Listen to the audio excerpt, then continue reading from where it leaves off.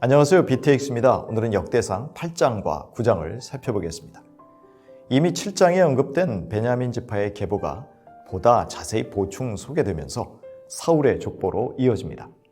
바벨론 포로 귀환 이후에 베냐민 지파가 차지하는 비중이 그만큼 컸기 때문에 베냐민 지파의 족보가 유다 지파 다음으로 많은 지면을 차지했던 것으로 보입니다. 1절부터 32절을 보시면 사사시대에 겨우 600여 명만 살아남아 거의 멸절 위기에 처했던 베냐민 지파가 어느 정도 번성하게 되었음을 확인하게 됩니다. 8절에 등장하는 사하라임은 후심과 바알아 두 아내를 내쫓고 모압 여인 호데스와 결혼하여 자녀들을 낳습니다. 전처 후심과 바알아가 부정한 행위를 저질렀다는 기록도 없는데 말입니다. 그리고 버림받은 아내 후심의 아들 엘바알을 통해서 계보가 이어집니다. 이렇게 하나님은 약자에게 은혜를 베풀고 계셨습니다. 과거 히위 족속의 큰 성읍이요 감쪽같이 여호수아를 속이고 이스라엘과 평화 조약을 맺었던 기브온이라는 지명이 등장하고 있습니다. 과거 솔로몬이 이곳 기브온 산당에서 일천 번제를 드린 적이 있었습니다.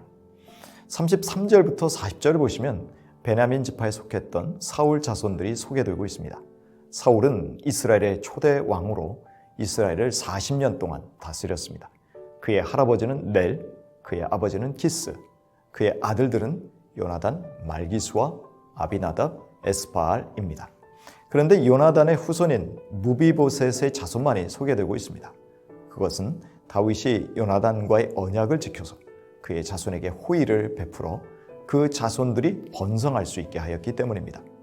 요나단의 후손 울람의 아들들은 다 용감한 장사요 명궁사들이었습니다. 아들, 손자가 많아서 모두 150명이나 되었습니다. 베냐민 지파의 예로부터 활을 잘 쏘는 자들이 많았던 것은 그들의 조상 야곱의 예언을 떠올리게 합니다. 창세기 49장 27절입니다. 베냐민은 물어뜯는 일이라 아침에는 빼앗은 것을 삼키고 저녁에는 움킨 것을 나눌 것이다.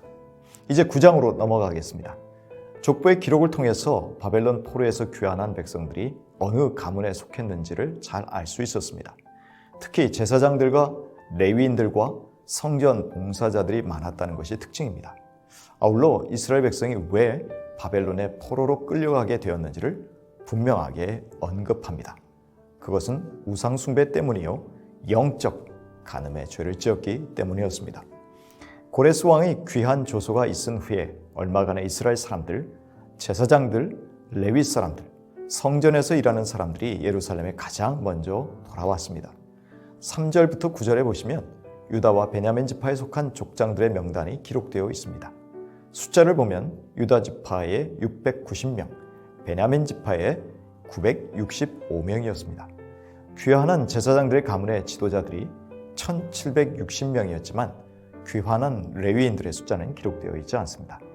이렇게 많은 제사장들이 예루살렘으로 귀환한 것은 고레스의 조서에 기록된 대로 성전을 재건하고 섬길 마음이 있었기 때문일 것입니다.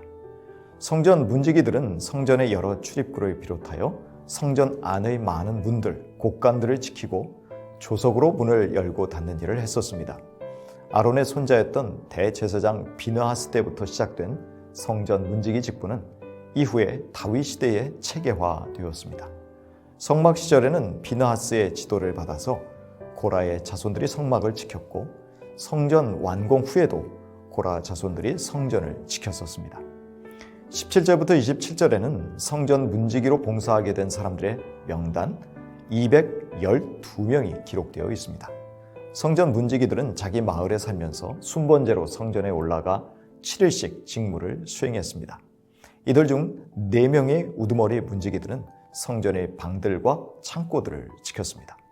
당번일 때 문지기들은 밤에도 성전 구내에 머물면서 보초를 서고 아침 저녁마다 성전 문을 여닫는 일을 했습니다.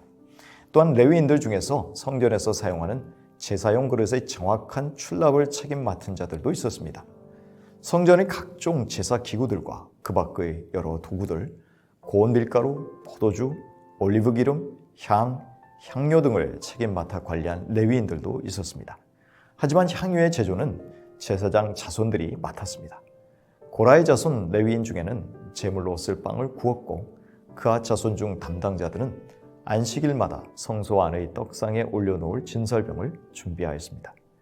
레위인 지도자들 중에서 성전 찬양대로 활동한 사람들이 있었는데 이들은 성전에 딸린 방에 묵었습니다.